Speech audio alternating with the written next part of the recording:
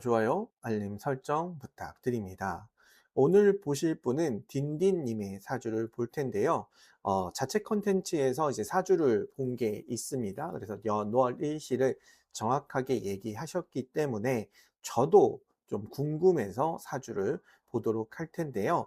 아마 그 기존에 봤던 거하고는 좀 내용이 많이 다를 것 같습니다.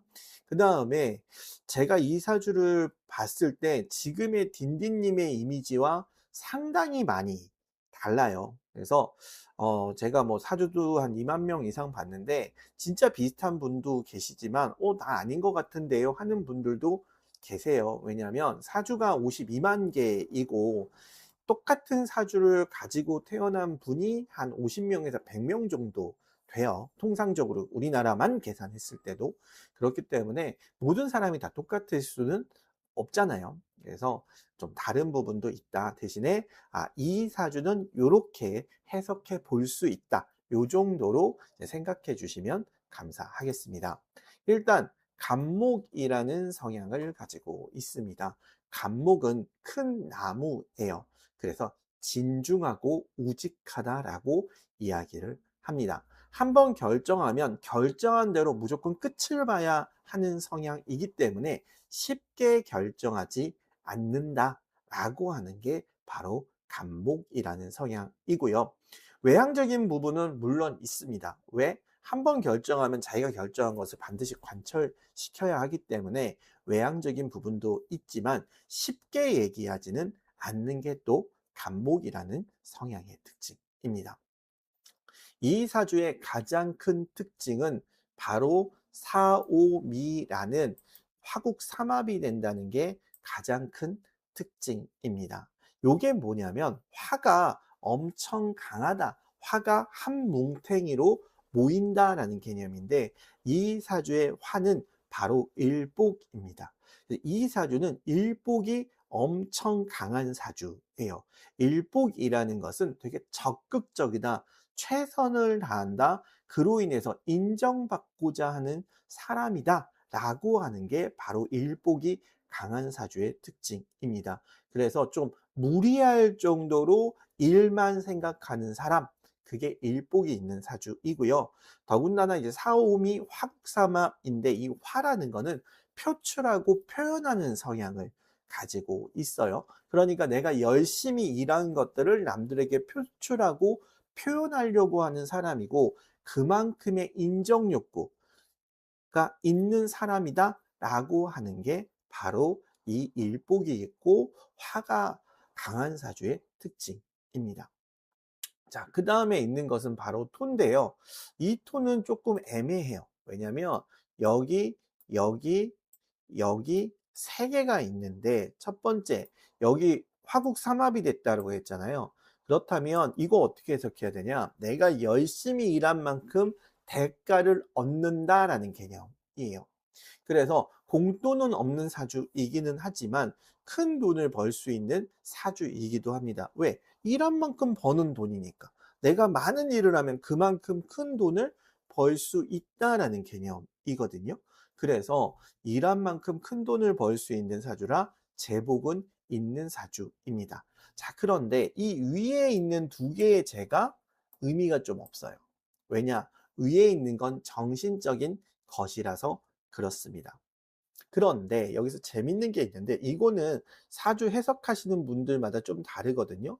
저는 요렇게가 합의되어 있기 때문에 요렇게도 합의되어 있다고 봅니다. 그러니까 똑같은 게 있으면 원래 쟁합이라고 해서 합의 안 된다고 보는데 밑에가 합의되면 위에도 합의되는 걸로 보는 분들이 있어요. 저는 그렇게 보는 편이거든요. 그렇다는 건 나는 안정적인 대가를 원하는 사람이다라고 보기 때문에 저는 안정적인 돈을 벌 수 있는 사람이다라고 보는 거고요. 결혼 운도 좋다라고 보는 사람입니다. 그래서 여자가 있는 사주인데 자, 그런데 아쉬운 건 뭐냐면 천간에 있는 쟤는요 실제 결혼이 아니에요. 그러면 여기에 있는 쟤는 실제 결혼이지 않냐라고 본다면 요건 너무 앞에 있어요. 왜냐?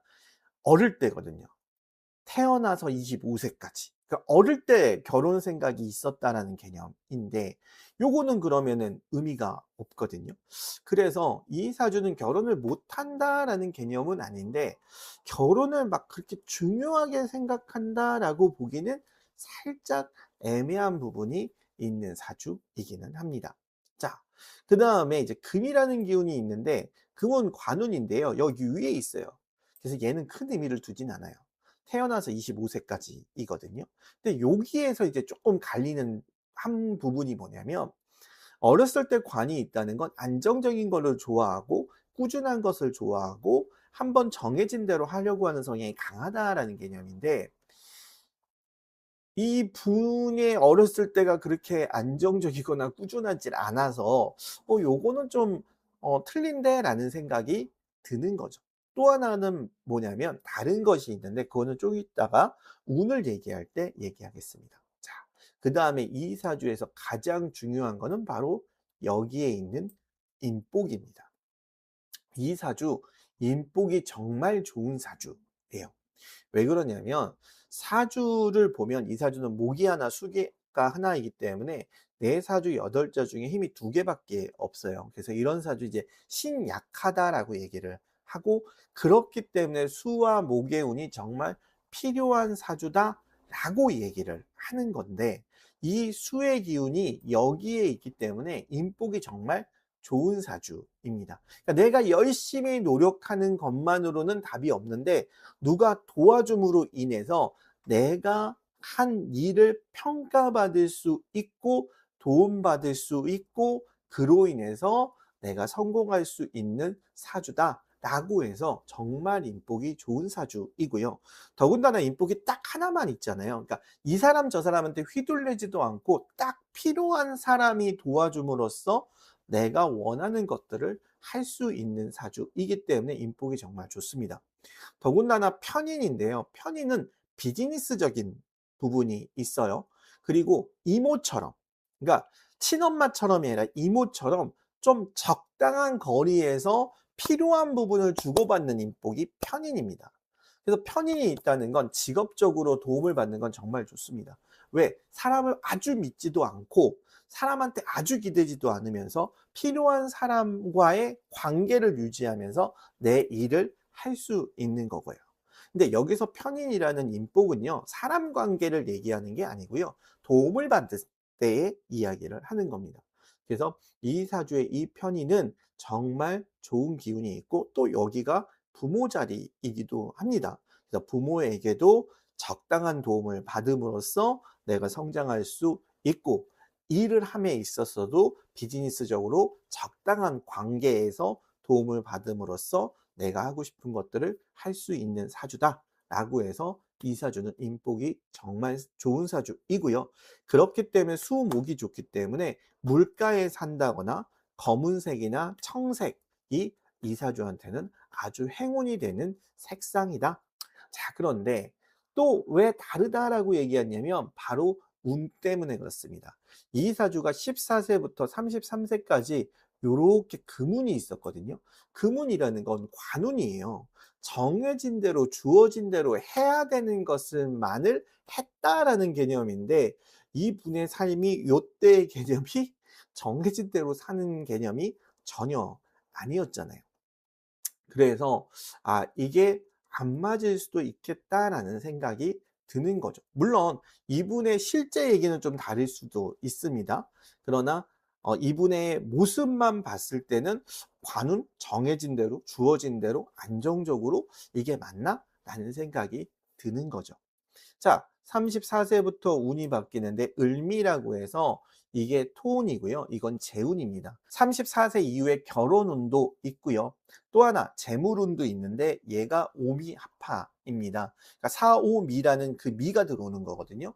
그래서 내가 노력한 만큼 큰 대가, 큰 돈을 벌 수 있는 운이다. 그래서 34세부터 43세까지 큰 돈도 벌고 결혼도 할 수 있는 운이기 때문에 아주 좋은 운에 있다라고 보는데 한 가지 유의해야 될 것은 이 사주는 힘이 없습니다. 그러니 이 기회를 자기 혼자 힘으로 하려고 했을 때는 너무 피곤하고 힘들 수 있다라는 개념이 돼요. 그래서 이 인복이 워낙 좋은 사주이니까 혼자 하지 말고 나에게 필요한 사람에게 적당한 부분을 주면서 내가 도움을 받는다면 네 34세부터 43세까지 큰 돈도 벌 수 있고 결혼도 할 수 있고 아주 좋다. 자, 그런데 여기 25년, 26년, 2년은 화운이 들어오는데 이게 일복이거든요. 그래서 너무 많은 일을 할 수 있다, 무리할 수 있다라는 개념이 됩니다. 그래서 이 부분은 좀 유의를 하셔야 돼요. 왜냐하면 이 사주 사오미 화국삼합이 되는 사주라서 일이 많은 거는 좋아해요. 그리고 열심히 해요. 누구보다 인정받으려고 노력하고요. 인정받을 수 있어요. 대신에 너무 많은 일을 할 때는 버닝이 와버릴 수 있습니다. 그러니까 막 달리다가 어떤 선을 넘어버리면 내가 여기까지 왜 달렸지? 이런 부분이 될 수도 있는 부분이거든요. 그래서 무리하지 않게 내 생활도 즐기면서 그 다음에 쉴 것도 충분히 쉬면서 일을 하는 것이 좋다. 너무 많은 일을 했을 때는 내가 좀 너무 지치고 쓰러질 수도 있는 운이다. 딘딘님의 이상형은요, 갑오입니다. 식상이에요. 그래서 열심히 하는 사람을 좋아한다. 자기 일에 최선을 다하는 사람을 좋아하고 적극적인 사람을 좋아한다 라고 얘기를 합니다. 그러면서도 화라는 건 자기 표현을 잘하는 사람을 좋아한다 라고 얘기를 해요. 그래서 자기 것들을 보여주는 사람, 그리고 열심히 사는 사람을 이상형으로 생각한다. 딘딘님에게 할 수 있는 조언이라면 열심히 최선을 다해서 사는 것은 좋지만 휴식 시간, 그리고 자기 것을 하는 시간을 좀 구분할 필요가 있지 않나라는 생각이 듭니다. 최선을 다하는 것은 절대로 좋은 거죠. 나쁠 게 하나도 없습니다.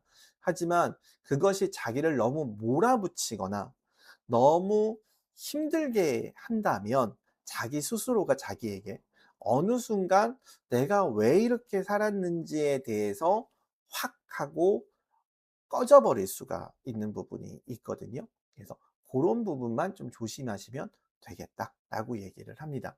자, 이 사주가 진짜 맞는지가 의문이 돼요. 그러니까 이 사주는 정확합니다. 왜냐하면 이분이 생년월일시를 얘기했기 때문에. 그러나 사주가 다 맞지는 않아요. 그래서 이분에게는 딱 맞지 않을 수도 있을 것 같다고 생각은 합니다. 그런데 도움이 되셨다면, 참고를 하실 수 있다면 참고를 하시면 좋겠다라는 생각입니다.